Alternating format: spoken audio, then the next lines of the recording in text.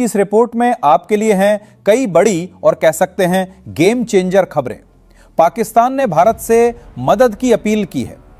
Donald Trump ने किसी को सिर्फ 4 दिन की चेतावनी दी है। अमेरिका फिर से क्वाड देशों के बीच नई चालें चल रहा है और भारत के एमकास्ट फाइटर जेट प्रोजेक्ट से जुड़ी एक शानदार गुड न्यूज आई है।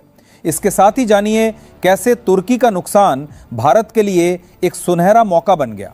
तो चलिए शुरुआत करते हैं आज की सबसे बड़ी कहानी से, भारत, अमेरिका और तुर्की की जेट पॉलिटिक्स। आपकी स्क्रीन पर जो रिपोर्ट दिखाई दे रही है वो दरअसल बताती है कि अमेरिका ने तुर्की को लड़ाकू विमान के इंजन देने से साफ इनकार कर दिया है। लेकिन उसी वक्त अमेरिका की जनरल इलेक्ट्रिक कंपनी ने भारत को चौथे फाइटर इंजन की डिलीवरी कर दी। साल 2021 में भारत ने जीए के साथ 99 इंजनों की डील साइन की थी जो तेजस मार्क का फाइटर जेट्स में लगाए जाएंगे। तीसरा इंजन भारत को 11 सितंबर को मिला था और अब चौथा इंजन भी भारत पहुंच चुका है। जीए ने अब वादा किया है कि अगले महीने से वो हर महीने 2 इंजन भारत को सप्लाई करेगा। हालांकि ये प्रोजेक्ट करीब 1.5 साल लेट था, लेकिन अब जब अमेरिका ने तुर्की को इंजन देने से मना कर दिया, भारत की डिलीवरी लाइन पहले से ज्यादा तेज हो गई है। कह सकते हैं अमेरिका का नाम तुर्की के लिए भारत के लिए हां बन गया है। संयुक्त राष्ट्र में भारत की सक्रिय कूटनीति। अब चलते हैं न्यूयॉर्क यूनाइटेड नेशंस हेडक्वार्टर की ओर। यूएन जनरल असेंबली का सत्र खत्म हो चुका है, जहां भारत के विदेश मंत्री एस जयशंकर ने 50 से ज्यादा देशों के प्रतिनिधियों से मुलाकात की।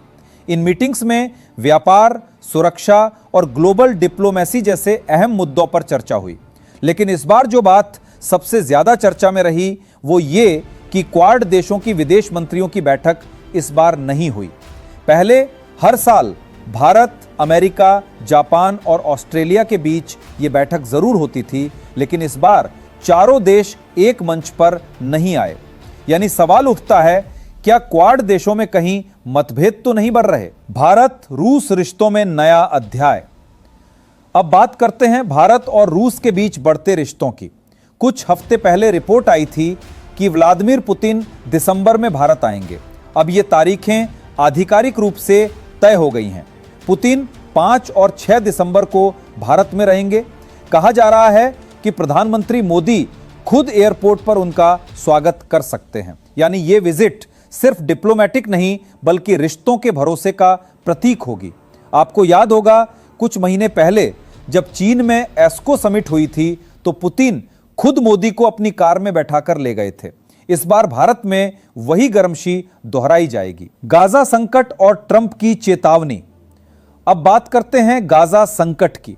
डोनाल्ड ट्रंप ने हाल ही में एक 20 पॉइंट्स पीस प्लान पेश किया है, लेकिन हमास और गाजा के जिहादी गुटों ने इसे अब तक स्वीकार नहीं किया है। इसलिए ट्रंप प्रशासन ने उन्हें 4 दिन की डेडलाइन दी है। ट्रंप का बयान साफ है, अगर हमास इस शांति समझौते को नहीं मानता तो उसका बहुत दुखद अंत तय है।